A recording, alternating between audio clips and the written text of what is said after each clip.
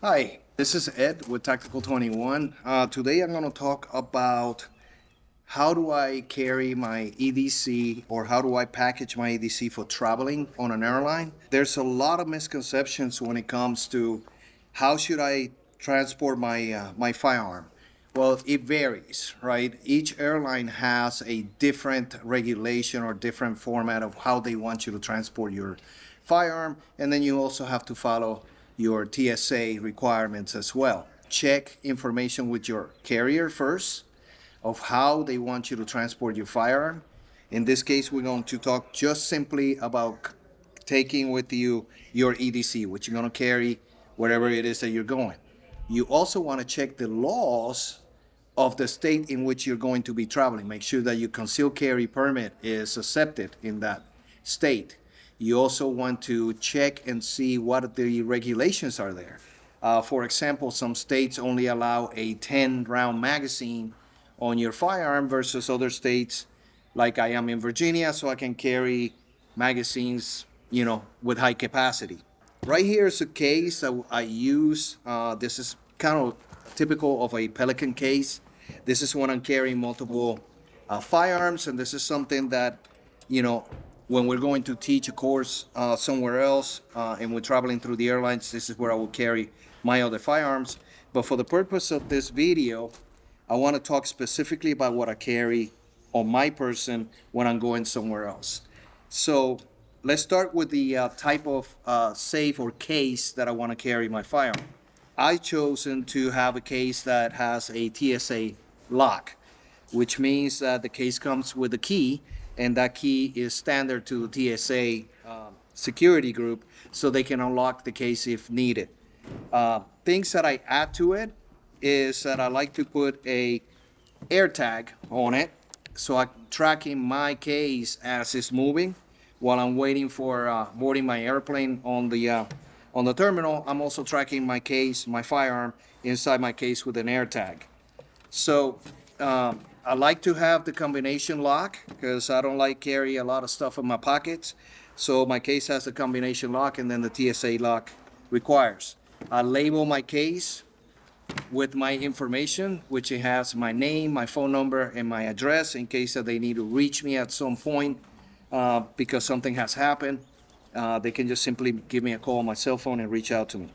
So for the standards of how I travel with the firearm, the requirements are that the ammunition needs to be on the original casing. In this case, I love the Defender Ammunition Company. These guys out of Fayetteville, North Carolina. Super great deals on ammunition. Look them up. If you don't have the original packaging of the ammunition, a simply like a reloading case like this where I can put my ammunition in is sufficient, is secure enough. Magazines, I like to keep them empty when I'm traveling, so I take all the ammunition out of the magazine, empty mag, and I just simply put my ammunition in here. I carry multiple types of ammunition, so I carry my defensive rounds, and then I carry a second magazine, which it has the FMJ. Ballistics and stuff like that, we can look them up later on or speak of that and why I choose to do it this way. So I have two empty magazines. I'll put those inside the casing. My firearm, I'm gonna make this as idiot proof as possible. I'm not calling everybody an idiot or anybody an idiot. What I'm saying is that I want to make it as simple as possible because I don't know who is in the counter at the airline when I go to check in my luggage. They may or may not be fluent in what the requirements are. So I print out a copy of the airline requirements or procedures on how to transfer, and I carry those with me in case there are any questions at the moment where I'm checking in my luggage. So firearm is clear. There's nothing in it, nice and safe. So I lock my slide to the rear, and then I simply take one of these locks that come when you purchase your firearms, and I simply slide that through my firearm. The reason why I do this is because someone can simply look into my casing and see that there's nothing in the barrel, that this firearm is completely unloaded. So I'm gonna lock that lock to the rear, lock the lock. And because I don't like to carry a bunch of keys, I put the key in here in the case. If they have opened up my case and my weapon's gonna be stolen for any reason or misplaced or whatever, there's really nothing I can do. So for that reason, I just put that key in there and keep it that way. Then I'll take my ammunition, make sure all is nice and is put in a case where they're separate. They cannot be bunched up in a bag or anything like that. You want to keep them separate. Close that case, put it inside here. Another thing that I do is I always carry a pocket knife with me everywhere that I go. I'm not gonna put that in my pocket, so I throw my pocket knife that I'm gonna use when I get to the place in the same container. And then what I do is that I simply just close the case, but I don't lock it with my combination. The reason for that is because when I get to the airline counter, they're going to ask me to open the case and show them that the firearm is not loaded. So to simplify things, I just keep it unlocked till I get to the counter. Simply when I get to the counter, they're gonna ask me, hey, show me your firearm that is offloaded.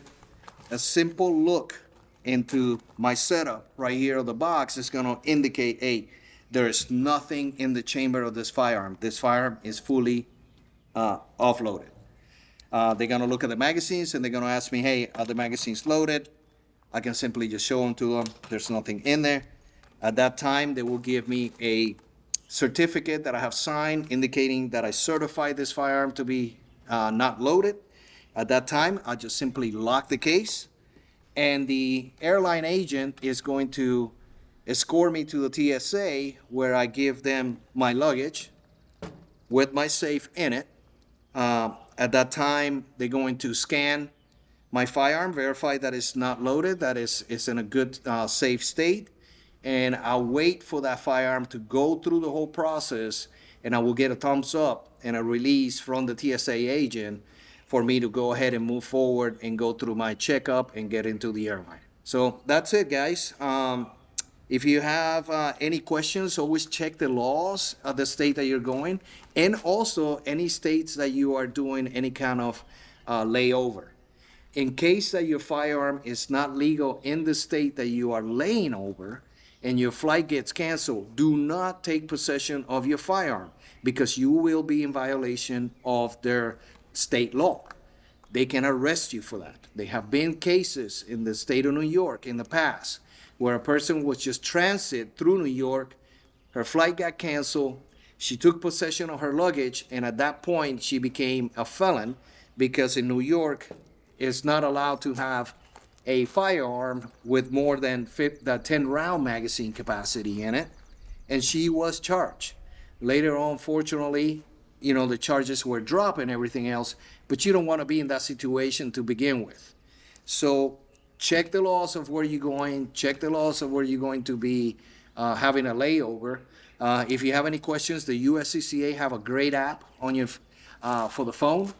And in that app, it'll show you all the laws at every single state and where your concealed carry is valid. So make sure that you are operating within the boundaries of the law. That will save you a lot of time, money, and headaches. And as always, for any kind of training that you are looking for, pistol, survival, medical, or precision, as well as rifle, just look us up, tactical21.com. That's where we're at. Thank you.